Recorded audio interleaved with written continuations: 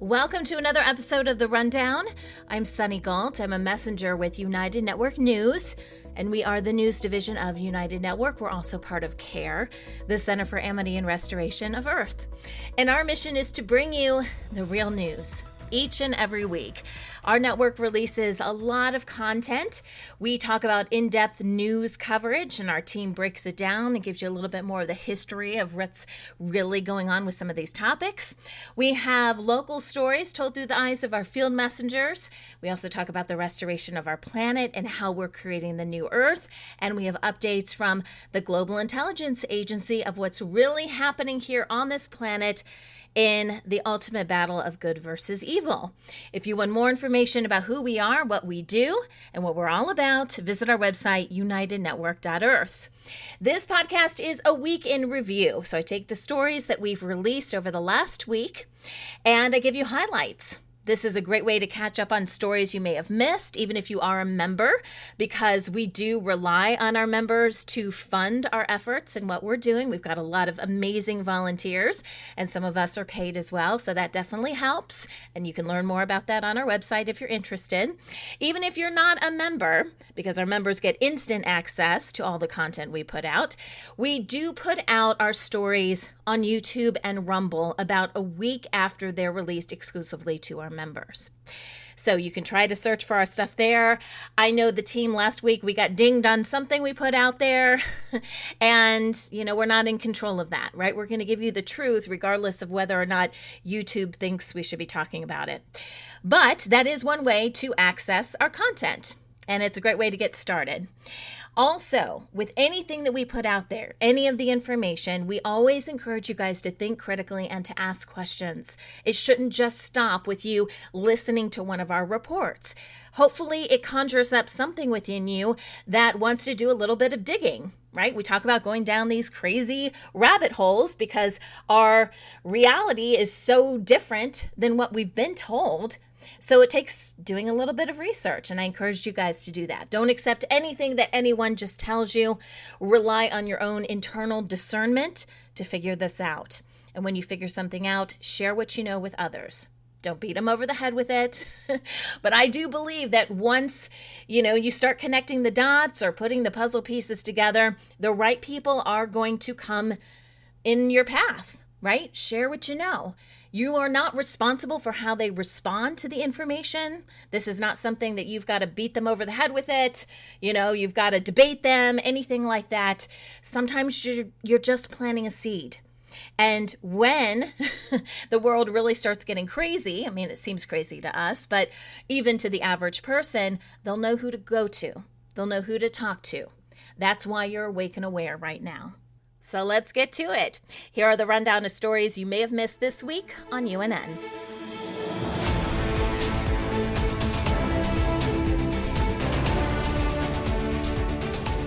Okay, let's talk about some of the stories that our amazing field messengers put out for you guys this week. We love our field messengers. We believe this is the new face of news. It's you guys sharing what's going on in your own backyard. And when you do that, when you pull out your phone and you record whatever is going on, you send that to our team, we put it together for you, and then we put it up on the news. So you definitely have help in this process. If you want to learn more about becoming a field messenger, there's more information on our website. But let's go through some of the stories that our team worked on for you guys for this week. So Ichiro, and he is out of Japan, gives a very important story about groundwater pollution in his area. So he's on Miyako Island, which is in Okinawa, and he says the pesticide use in sugarcane fields, which is their main industry, is kind of through the roof right now. It is contaminating groundwater, which is their only source. He says on their island, there are no rivers. You are surrounded by water because it is an island. However, if they rely on the groundwater a lot. And if your groundwater is contaminated, that's a big problem. Not only is it harming humanity, it's harming the bees, and we know how important bees are to our ecological system. In humans, he says it's also contributing to rising developmental disabilities, especially in children. He quotes up to 44% of a change in recent years towards these developmental disabilities, which is way high. And the whole system is corrupt. He goes into a little bit of explanation about the history of Japan and how it's actually really being controlled by the US, and how a lot of these pesticides are not even allowed in Western countries. It's like, if it's not allowed in a Western country, they send it over to Japan, and who cares what happens? Which obviously we care. Maybe the government doesn't care, the people in charge don't care, but we do. And we're exposing those systems by doing stories like this. So thank you, Ichiro. Emma, who is typically out of Spain, but for this story, she's reporting about Norway. She's telling us about the Constitution Day of Norway, which I got the feeling that might be her home country, or at least where a lot of her relatives are from. She says the Norwegian Constitution Day, which is May 17th. This is a very important day for Norway. It's mainly focused on the children, but overall it is a big family day, and it celebrates Norway's independence. There's a lot of traditional things that happen, parades, flags, people dress up in various costumes. It just looked like a lot of fun, to be honest. And this is all about the pride and joy of being a Norwegian. It is televised, by the way. So she is able to see it. Like I said, she's in Spain. She's able to appreciate it as well as other people around the world. Irene from New York, actually Staten Island, takes us to Enoteca Maria, and that is a restaurant in Staten Island with a very unique experience. Here's what happens. Grandmothers from around the world serve as chefs. They are sharing their cultures and their recipes and cooking directly for the people. In fact, this type of style, this restaurant, inspired a popular Netflix movie, you may have heard of it, called Nona's. I actually watched Netflix, and I've never heard of this, so I got to do my research on this and learn a little bit more what that's about. But it is sparking more opportunities for the restaurant owner, and Irene does interview the restaurant owner to learn a little bit more about how this has impacted him. It's essentially, sharing his story and coming up with this restaurant and the impact that it's had on their community. Ruth out of California talks about herbal remedies. And I love this report because she gives a very simple explanation of ways you can get started with this. We know that there's a lot of power in plants, that many plants are indeed medicinal. And so in this report, she talks about sage, rosemary, and thyme, and how they are natural, they're affordable, and they're remedies for things that a lot of people are struggling with. Things like blood glucose, sore throat, memory loss. And she talks about some very simple ways to prepare it.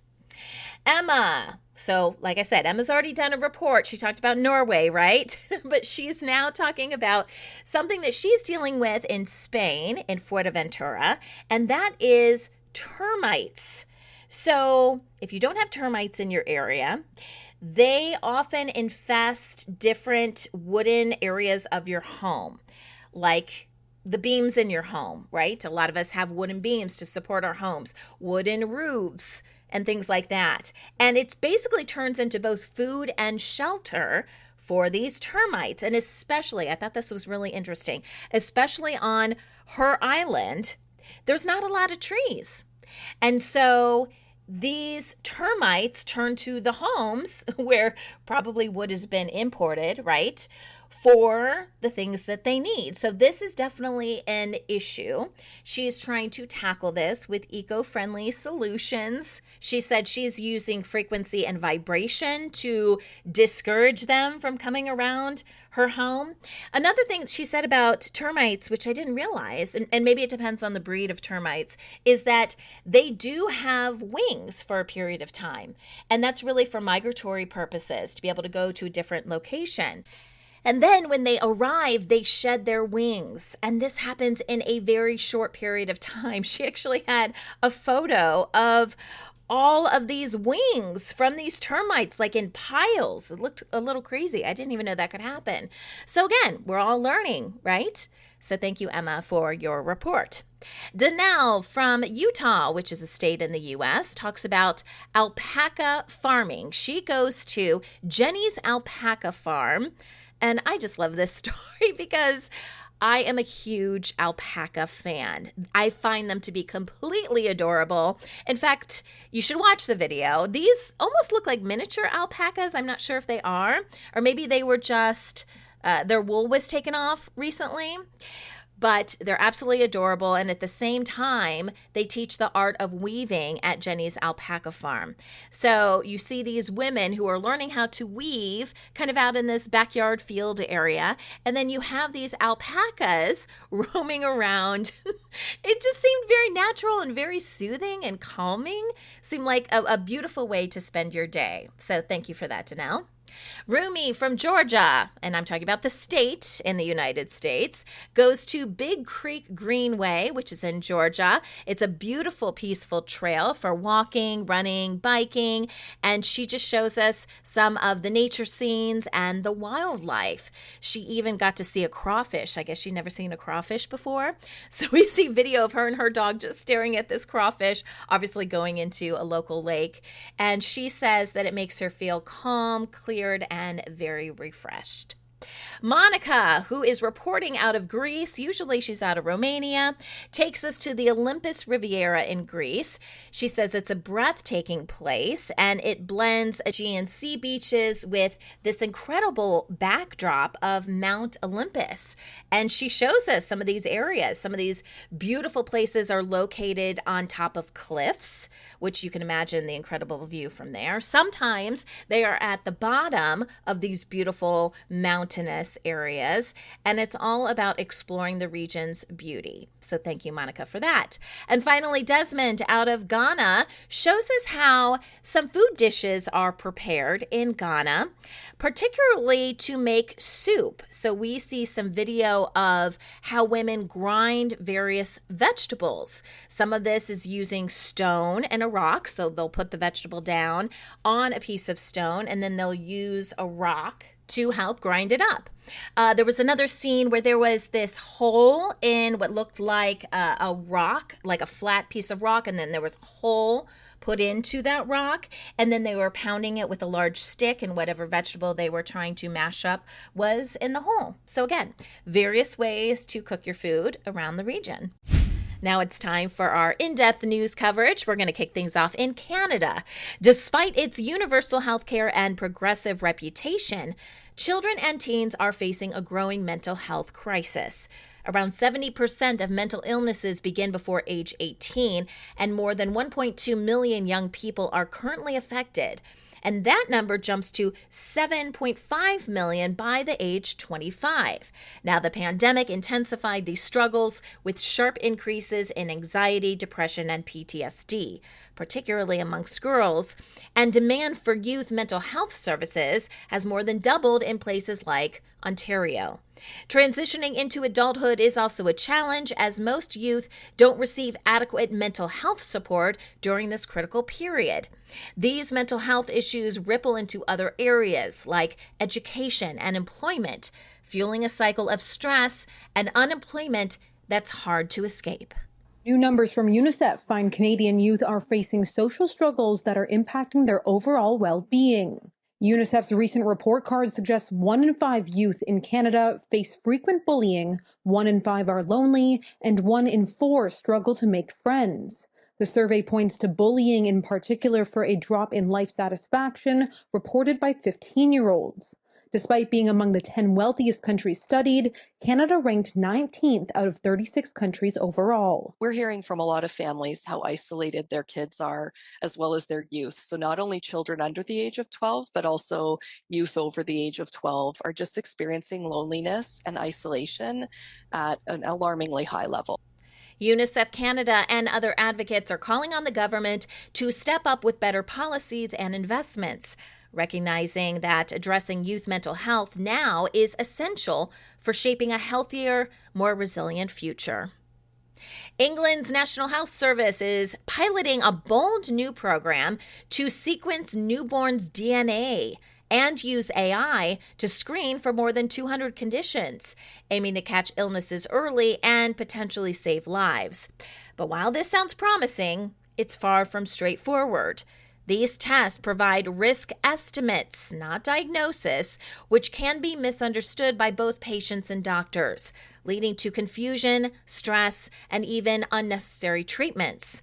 Broader concerns include a high rate of false positives, especially in healthy populations, as seen with prenatal and Alzheimer's screenings, and a lack of regulation and oversight. Add in data sharing with private companies and the rapid rise of AI, and ethical concerns about consent, privacy, and commercialization become even more urgent. As we stride into the digital age, our genetic blueprint becomes more accessible, raising profound ethical dilemmas. Imagine a world where your genetic information is available to institutions used for personalized ads or employment screening. This scenario challenges the delicate balance between innovation and privacy, posing questions about consent and autonomy. In the face of digital transparency, it becomes crucial to reflect on what privacy truly means in today's era. Discerning the boundaries between sharing for scientific progression and safeguarding personal identity becomes imperative. While genomic screening offers exciting possibilities, the risks, medical, emotional, and societal, cannot be ignored. Lesotho has declared a state of economic emergency after the United States imposed a steep 50% import tariff under President Trump's new reciprocal tariffs policy, threatening the country's vital textile and diamond industries. The U.S. is one of Lesotho's top trade partners, with exports totaling more than $237 million in 2024, primarily garments produced for American brands like Levi's and Wrangler. These industries support tens of thousands of jobs, especially for women, and make up a major portion of the country's GDP. In this textile factory in Lesotho, rows of workers work on sewing machines to produce jeans for the whole world. Many of these garments will be shipped to the United States under AGOA, a trade agreement offering preferential export conditions to many African countries. But since the arrival of the Trump administration, uncertainty looms, fueled by fears that the agreement could expire this year. We must go and then speak to his Congress, speak to the U.S. government, and then show them the importance of the business relationship. The tariff is expected to sharply reduce U.S. demand, putting both jobs and national revenue at risk. Despite being slated for early trade talks, Lesotho was sidelined, and direct communication with the U.S. remains limited. In response, Lesotho is redirecting emergency funds to create 60,000 new jobs and seek alternative trade partnerships with neighboring countries, the EU, and members of the African Continental Free Trade Area, while continuing to push diplomatically for a reversal of the tariffs. Child labor remains a deeply entrenched and heartbreaking issue in India, where millions of children, many as young as 5, are still forced to work in dangerous and exploitative conditions, despite laws and growing awareness. Found in sectors like agriculture, mining, manufacturing, domestic work, and street vending, these children often miss out on education, suffer from malnutrition, chronic illness, and emotional trauma, and become trapped in a cycle of poverty. Mining is especially hazardous, with children exposed to toxic dust and physical risks in unrelated operations. While India has laws like the Child Labor Prohibition and Regulation Act and programs like the National Child Labor Project, enforcement remains weak, and poverty continues to push families to rely on child labor. Parents have been struggling to earn their daily wages. So they try to take out the children to work in their fields. Some peer group effect, with the effect of peer group children, some go out to the work in the hotels like that in the other area. First reason is poverty, I have told you. Then the second reason is among the two parents, one of whom may die. If the main earning person, father, may die, the family will go to decay. NGOs and educators are working to rescue children and promote education, but real change also requires global support, from fair trade policies to conscious consumer choices that demand ethical, child labor-free products.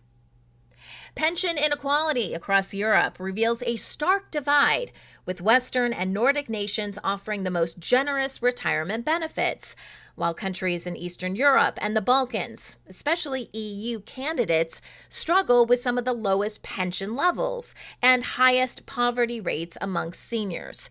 Rising living costs, inadequate pensions, and soaring healthcare expenses are squeezing older adults, especially in places like Estonia, Latvia, and Croatia. Women are hit particularly hard, receiving an average 26% less pension income and facing higher rates of exclusion due to lower lifetime earnings.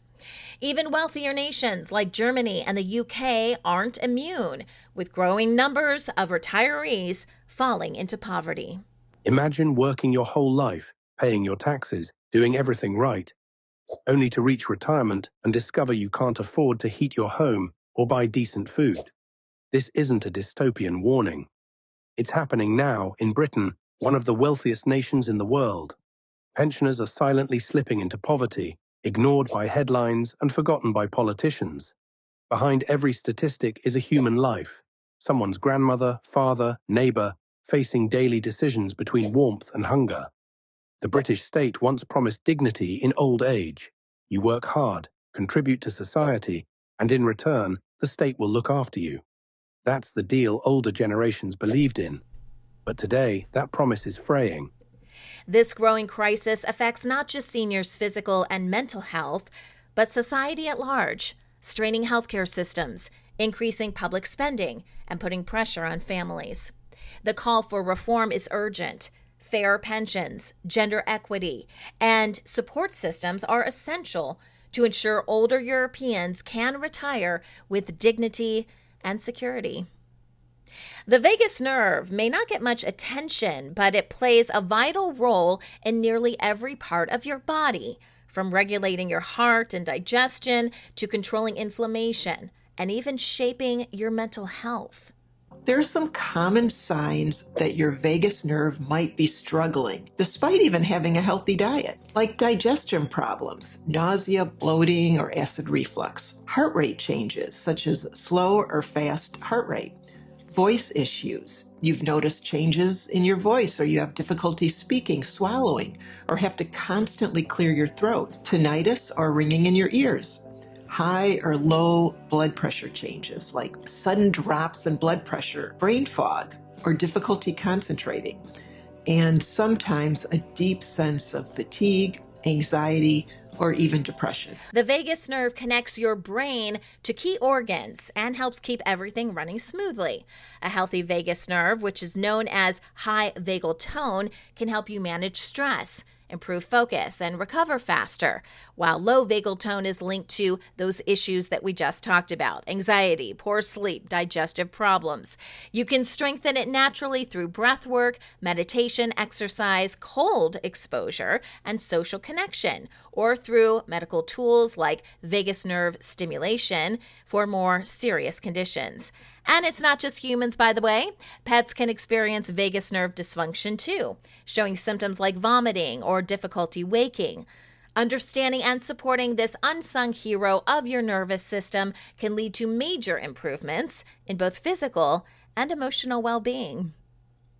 The U.S. health insurance industry, while ranking in more than $371 billion in profits since the Affordable Care Act, faces growing criticism for putting profits over patients. United Health alone accounts for 40% of those earnings, reportedly denying nearly 1 in 3 claims and benefiting from questionable practices like inflated Medicare Advantage diagnosis, costing taxpayers $50 billion. Medicaid has also been exploited, with major insurers double paid when patients were enrolled in multiple states. Meanwhile, Americans are hit with unpredictable drug prices due to opaque pricing tactics like clawbacks. And ACA premiums are set to spike by 75% as pandemic-era subsidies expire, threatening to leave millions of people uninsured. The problem is that at its core, the goal of the private insurance industry is not to make people healthy. It is instead designed to make money. And I'm not saying that as a dig to insurance companies. That's just the way corporations work in the US. There's this strand of thinking called shareholder primacy, the idea that shareholders come first. This concept was articulated first in the 1919 Michigan Supreme Court decision, Dodge v. Ford Motor Company. The court's decision said that there should be no confusion. A business corporation is organized and carried on primarily for the profit of stockholders. While this is not a legal mandate, scholars have pointed out that it is a standard of conduct. So in practice, the way things play out on the ground, the main goal of a corporation is to make money for shareholders. And because the main goal is to make money and not necessarily to make people healthy, the private insurance industry has found a lot of different ways to actually prevent people from getting health care. Empathy is a powerful force that connects us as human beings, helping us understand and share in each other's emotions. But it's more complex than it seems. While women often score higher on empathy tests, everyone experiences it differently, and our capacity to feel empathy can vary based on relationships, perceptions, or personal history. It comes in many forms: emotional, physical, and cognitive. And though it strengthens social bonds and emotional well-being, too much empathy can lead to burnout, especially amongst caregivers. Real empathy is connecting to someone in their emotional language, not yours. Right? That's real empathy. That's real connection. That's real compassion, is that you're able to communicate with someone and express your thoughts in their emotional language, not yours. And this is something we struggle with, because when we're feeling tired, exhausted, stressed, overworked, we communicate more in our language because we want to be heard, not realizing that when we fight for being heard, we actually alienate the other person. They're just disconnected because we're speaking a foreign language. That's literally what it sounds like. Empathy is shaped by both nature and nurture, and teaching it to kids through example and open conversations is key. In a fast-paced, often disconnected world, empathy is the glue that holds relationships together. And the more we use it, the stronger our communities become. A major health alert is making waves this summer as Medea recalls 1.7 million U-shaped window air conditioners due to mold concerns, with more than 150 reports of people falling ill from mold-related symptoms, like coughing, sore throats, and respiratory infections. The issue stems from water pooling inside the units, creating the perfect environment for mold growth. While Medea is offering free repair kits, professional service, or refunds, this problem isn't limited to their brand. Any window AC or even a central HVAC system can develop mold if it's not properly maintained. It's not just the Medea U-shapes that have the possibility of growing mold. And the reason for that is because of them being so compact, being close to that window with the change in elements and temperature, you have a lot of condensation type issues that can come up. Condensation, when it forms, obviously that's water. Water can be a source of how mold is able to grow, especially if the room that it's in is a humid environment. Also, not having proper drainage can lead to it as well, which sounds like is the main issue Medea was looking at before they issued the recall. Moisture buildup, clogged drainage, and dirty components can all contribute, spreading mold that's hard to see but easy to breathe in. If your AC smells musty or you're feeling sick indoors, it might be time for an inspection. Now for some highlights from the Global Intelligence Agency. Kimberly Gogan is the head of the GIA, and she comes on, gives us a few reports each week. If she's not able to make it live or to record a video for us, then she does usually post something on our Telegram group. So if you're not part of that, you can head on over to our website, look for the CARE Telegram group, and you'll be able to get all of these updates. So on Monday was one of those days that she put out a statement. So I'll go ahead and read that to you now. Saturday began the Lionsgate, and we have been in a race to correct our portals, so clear/correct our portals, so they go directly to source. The ACIO/SSP, so Secret Space Program operatives, that's who we're talking about, found their, quote, own personal Jesus, end quote, this weekend, and thought they should be able to gain access through this person. They went full on. We had a lot of uncomfortable frequencies in target areas, as well as heat waves in others. This should have begun to subside today. I'll give you a full update on Wednesday. Today we have Tom Melville in Manhattan in some very high-level meetings, and I am monitoring his safety. Okay, so that was for Monday. Now, I'm going to play a few sound bites from Wednesday's report. Kim gave reports on both Wednesday and Friday, but I felt like most of the stuff that we needed to talk about today were from Wednesday's report. So the sound bites are going to come from Wednesday. In her statement from Monday, she talked about Lionsgate. One of the things, and if you do, a search online for Lionsgate, you're going to find a ton of people claiming for years that good things are going to happen at Lionsgate. That was not true until last year. This was a dark time for humanity. This energy was not in supportive of humanity, and Lionsgate was not our friend up until last year. That's when the frequencies changed. So, despite what the ACIO and the SSP want to do, apparently they haven't gotten the memo that this is not their gate. There's nothing they can do with this. This is not going to help them in any way. If anything, it's going to help us. So according to Kim, they have been spinning their wheels and nothing is working. So they have decided to launch what they are calling Plan Z.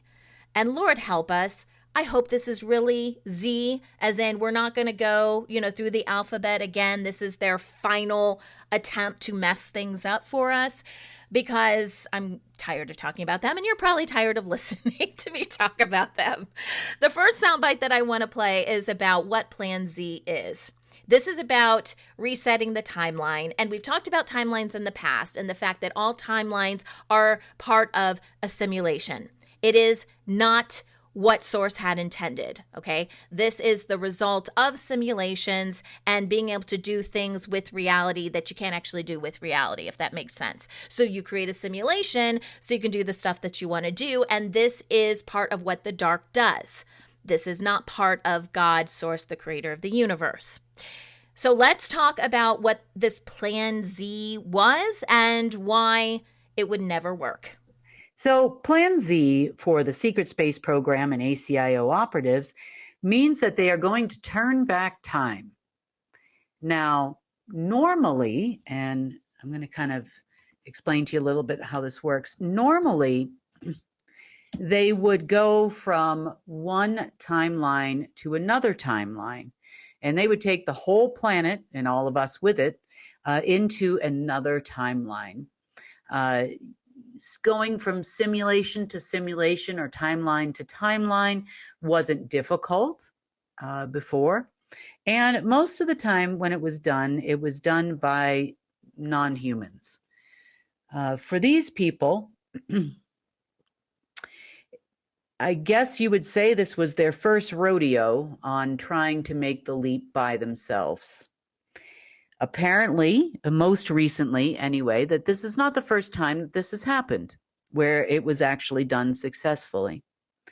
It was done in 2016, 2022, 2018.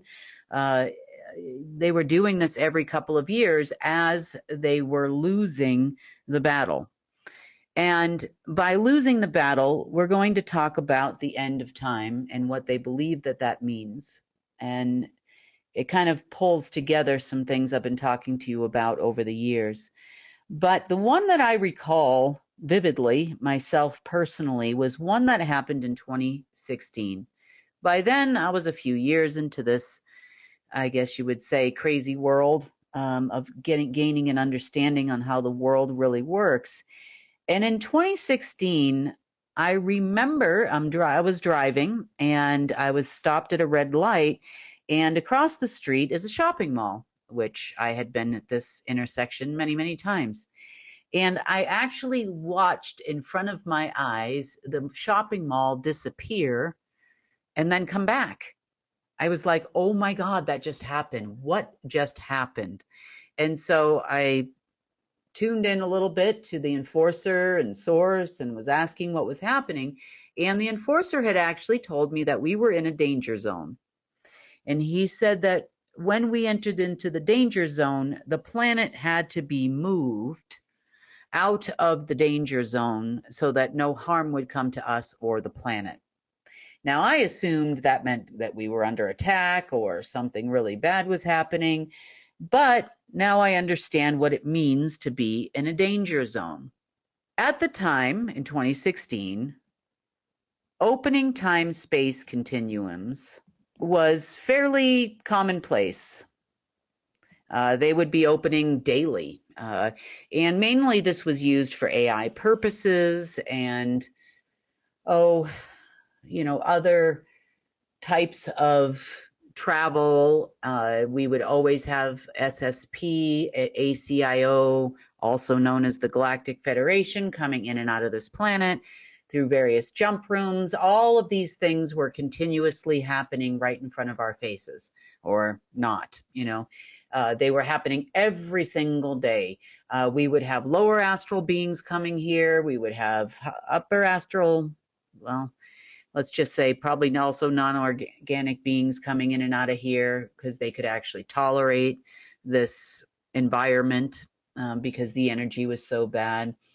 And, it wasn't unusual to open a time-space continuum, but opening time-space continuums in this particular case was specifically meant to connect to another timeline. If you've ever seen television shows like Man in the High Castle, they talk about trying to send people through portals.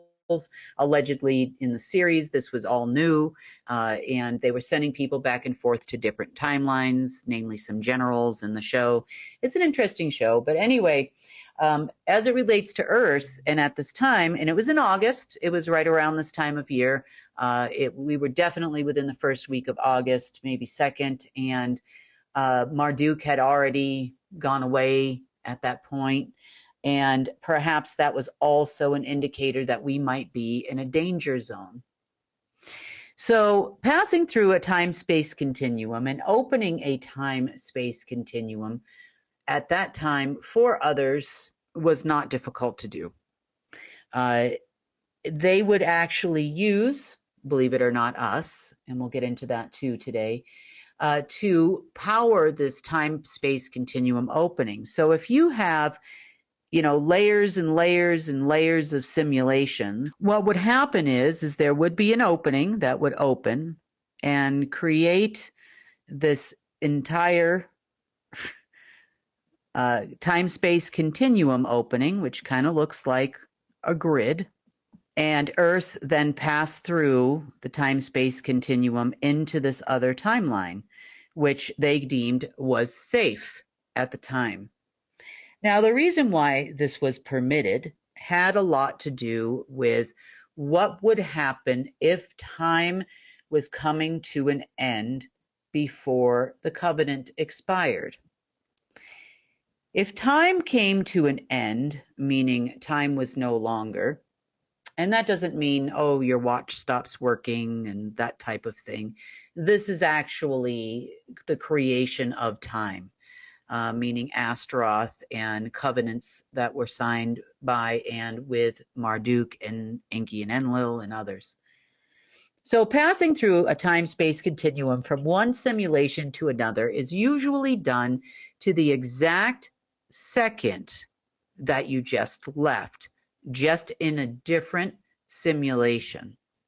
So if it gets a little rocky, like it did in 2016, you are aware of this happening, you would feel a little glitch in time. It would seem like this is the longest hour of your life. Or if it's not done perfectly and it's not the exact same second that you reappear in, then if you're a few seconds off or you're even a few years off, that's when you start to see the glitch, like I did in 2016 when I saw the shopping mall that was fairly new. It's only a few years old, a plaza, completely disappear for a second there, and then they make the adjustment. Now, it was done this way because these people are fully well aware on how to make a shift like that at that time. We had a lot of covens, we had parents, we still had Enki and Enlil around at that time, and then we also had lots of lower astral beings and races and Abraxas and all kinds of people that completely knew how to make this adjustment. However, apparently the Secret Space Force and the ACIO is not privy to this data after what's happened over the last couple of days. So moving through here also sometimes causes frequencies. It can cause some kind of consciousness disturbances if it's not done right. We've experienced a lot of those things over the last several days, really, really ramping up my time mid-afternoon on Sunday. And it's been kind of a little bit of a battle with these crazy people ever since. But opening the time-space continuum, that's pretty much how it works. Earth goes, and it's not just for Earth, it could be for any planet, sun, moon, even entire galaxies. At that time, it wasn't just Earth, it was the entire galaxy that moved in 2016, and it moved out of the danger zone, meaning this timeline that we were in was coming and had already started coming to an end. If you remember, in 2012, this shift also took place, and it's because of the meeting of two times that would happen. Remember, the Mayans said that it was going to be the end of the world. We were all getting ready for the end of the world in 2012, that kind of thing. And all of that was happening at that time. So it did happen, several times. It just was a little smoother during some times than others. Now, part of the reason why it wasn't so smooth in 2016 is because Marduk wasn't here. Like I said, we have also gone through several other shifts since that time, and none of them were actually fully executed by the ACIO or Secret Space Program folk. They were always initiated by others that were around, but the last time this happened was in 2022. And at the time, we had a plethora of universal simulations, all connected together by the Kali chakra, or the false point of creation of the universe. And from the false point of creation, it almost looks like veins that run through various simulations. And each one of these has, let's just say, coordinates. When they follow those coordinates, that takes you to that spot in that particular timeline. So you can change these veins, move them around, and that type of thing. So you want to make sure it's the exact same second in this timeline and in that timeline when you open that continuum to flow from one to another. Now, we've gotten to a point where we don't have any simulations anymore, or very many simulations. We are still dealing a little bit with an alternative reality, which is not a simulation. But this is not their forte, so to speak. So over the last couple of days, they have tried to do this time leap again, which would actually be their maiden journey, so to speak, or maiden voyage into trying to do this. And that was abundantly clear over the last couple of days. They felt that if they had done this time shift into another simulation, that they could actually get their systems back. They phoned operatives and told them that they would be able to get paid because of this shift. This was definitely going to work because we were within the Lionsgate window, which should allow for a more clear picture. And if you remember, Lionsgate was not our gate before. That belonged to the dark side, all tied to Silverton. But that didn't stop them from trying anyway. So they tried to set coordinates to make a smooth transition, and they ended up in 1960 for a short period. They were in the 1960s. That did not work out. Mainly the glitches were around here because of Silverton, and they were using that facility or attempting to use that facility to make the leaps. It almost looked like 1960 up there for a minute. It was kind of funny.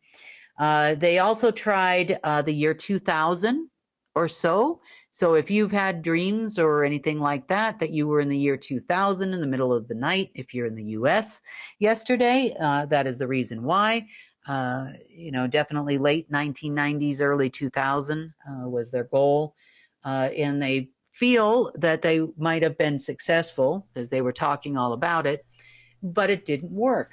Wah, wah, wah. Sorry, SSP, ACIO. When I hear about these plans, one of the things I think about is how dastardly evil they are. Because, and I know they don't view it this way necessarily, but how much this goes against free will.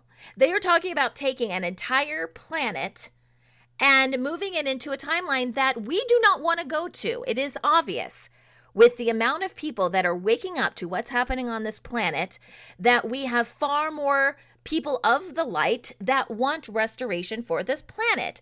And they are trying to figure out ways to hijack. Remember Hitchhiker's Guide to the Galaxy? For some reason that's coming to mind right now, so I'm going to bring it up. I'm sure they were involved in that too, in the creation of that, right? They're like hijacking a planet. What is going on here? Now, thankfully, they can't do that. Kim just explained why. But the fact that that's where the dark goes, and I do view all those people of the dark. You cannot try to control people without having a dark perspective and agenda. And that's simply not going to work anymore. And sooner or later, they'll figure this out. Okay, the other soundbite that I want to play, I guess there's only two that I'm going to do this week, is about looshing. Now, if you look up looshing online, you're going to find a lot of information. And most of the time, looshing it's a word to describe how our energy was stolen from us. At least that's what we've thought in the past. But one of the things that Kim says she has uncovered in this whole process is that looshing came in a lot of forms. So it's not just stealing your energy. Yes, they like to do that a lot. Yes, they send our energy. We as humans have powered entire universes, okay? We are very powerful beings. I know they tell us something different, but what they're telling us are lies. So we are very powerful to them, which is why they have to keep us alive, maybe not much of a life, but they got to keep us alive because we're essentially batteries for them.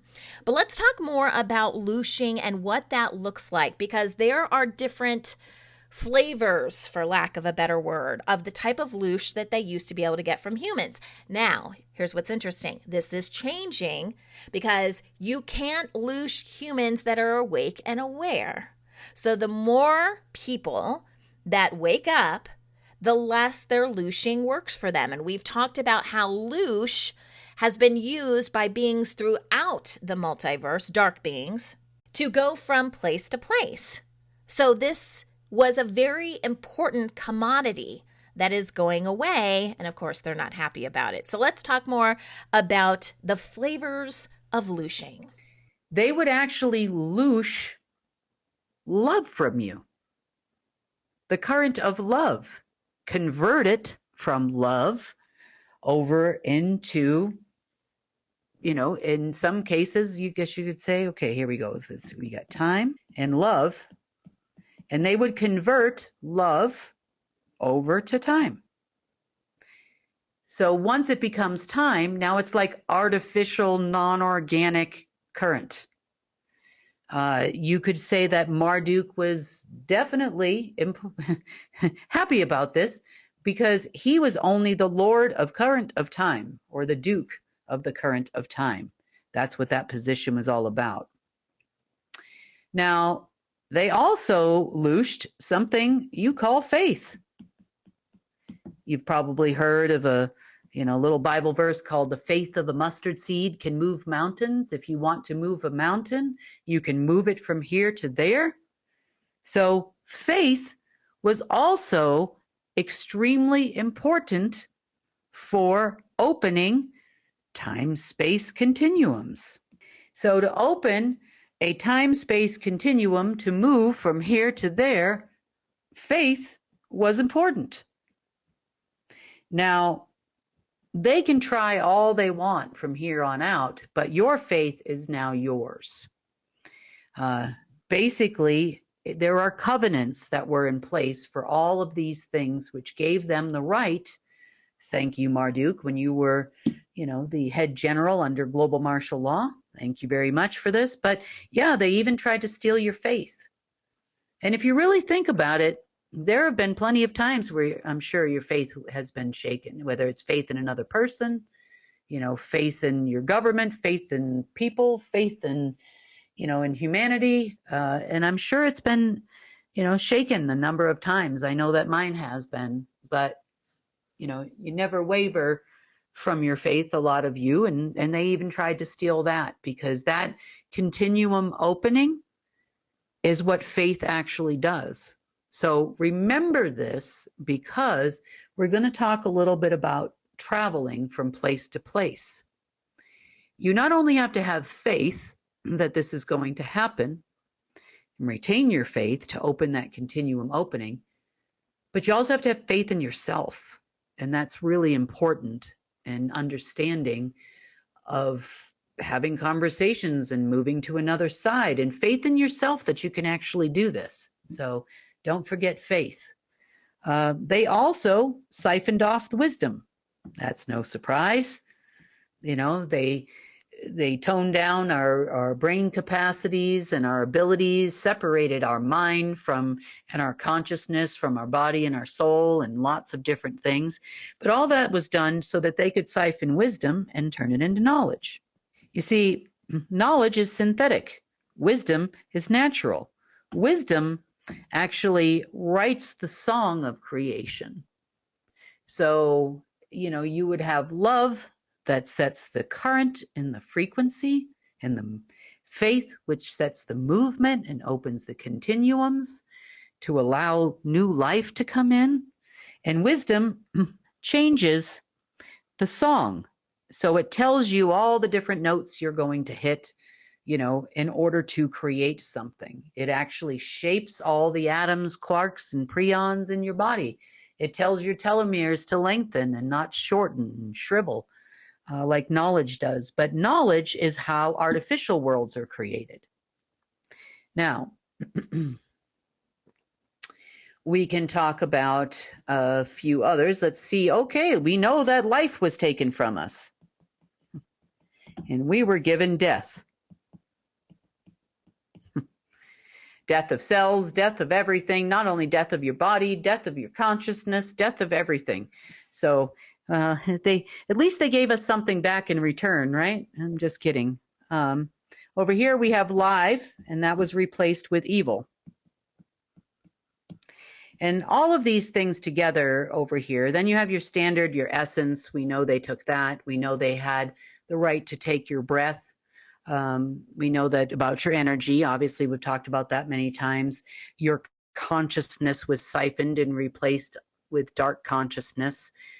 Matter was siphoned. Frequency is siphoned. Happiness and joy was also taken from you. They call it the no joy program. So that you don't, God forbid, you vibrate at a high enough frequency to avoid any openings of continuums within your mind, body, and soul. Can't have that. Definitely can't have you opening them to something positive. The same thing happens with your DNA, your GNA, and your RNA.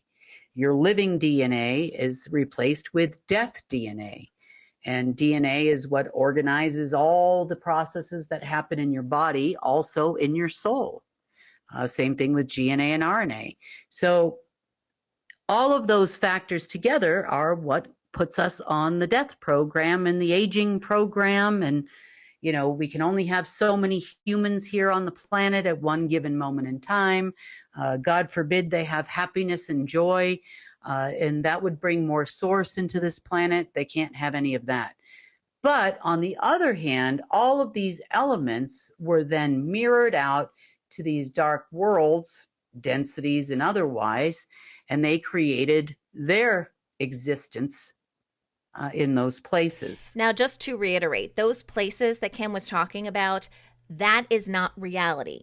Those are part of artificial realities that are part of simulations. But for some reason, these people like to live in stuff that's not really real. I guess if they can create whatever they want and they don't have to play by the rules, that's what they would prefer to do. That is not my world, but apparently we all have free will, right? Okay, so that was Kim's report on Wednesday. She did do a video report on Friday. She talked more about some things that are happening in the news right now. There's a lot of talk of Jerome Powell, who is the chairman of the Fed, the Federal Reserve, and there's been a lot of misleading information online about him quitting, about his relationship with Trump, and it's a lot of misinformation. Kim dissects that a little bit and explains what's really happening behind the scenes. So if you want to learn more about that, she also talks about how the Q clock is back. The clock to me is kind of like they have to tell you what they're going to do before they do it, you know, so they don't get a lot of negative karma. That's really all Q is to me. They aren't going to give you any really real disclosure that's not to their benefit. So whatever they're saying on the Q clock, it's what they want to have happen. It's based on knowledge, not wisdom, and it fails every single time. So hopefully no one that's listening to this is really paying attention to Q, unless you want a good laugh. You know, laughter's good for the soul. Kim also talks a little bit more about using portals, what the deep state's trying to do now because nothing's working properly. Human beings, because we exist in all densities, we can actually serve as a portal as well. And that's one of the things the deep state was trying to do. So if you are feeling off, if you're feeling weird aches and pains, I know I experience that now for the last couple weeks, pretty much on a daily basis. I'm like, what is my body doing? I have no idea. Then it's possible that that's what's happening. They are grasping at straws at this point. And as Kim has said in the past, they don't really know what they're doing. They're trying to make just something happen. They would like to have control over our financial system, but they also just want control over humanity in general. And that's not working out for them so well. And each week we get closer and closer to us living in that full reality, which is where God, Creator, Source lives, which is where we naturally should be. And on that note, guys, it's the end of the rundown for this week. Thanks so much for hanging out with me. Again, if you want more information, if you'd like to become a member and get access to all of our content the moment we put it out there, that's all of our news updates, our New Earth interviews, reports, entire reports, the complete report from the GIA, and all things restoration, visit our website and learn more about our membership. Okay, this is The Rundown. I'm Sunny Galt for United Network News, signing off.